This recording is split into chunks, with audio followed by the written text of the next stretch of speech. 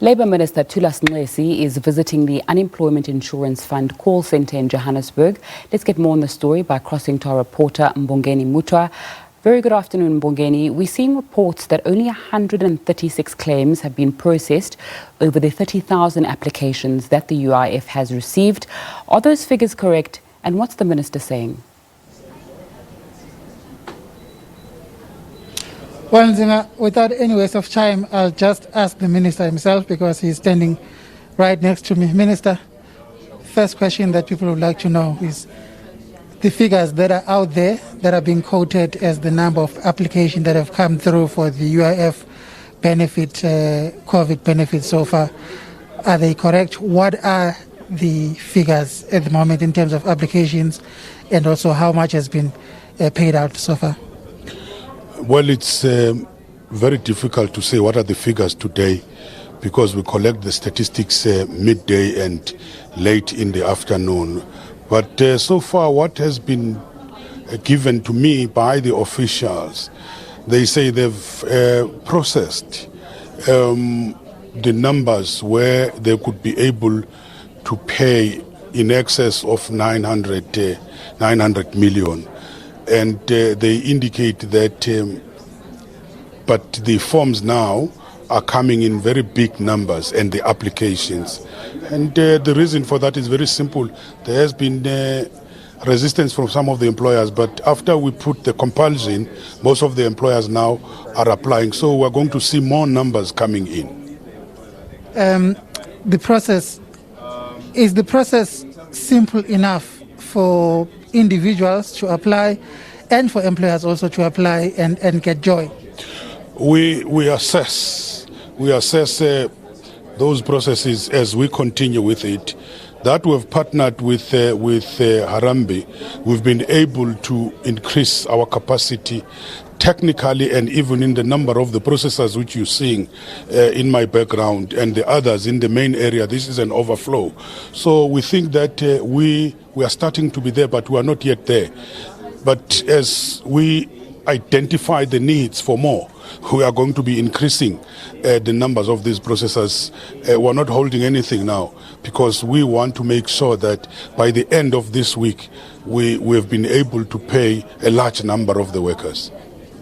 But of course, even if lockdown comes to an end at the end of this month, we should see applications still coming through in large numbers because of, the economic shutdown, basically. Yes, applications are going to continue. There are those who are coming with late applications who are delaying.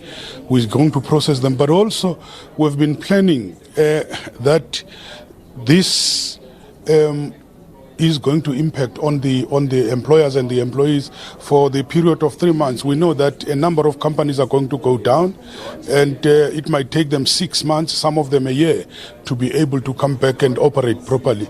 So we are planning for 3 months, which means continuously we are going to be processing all the applications and the requests.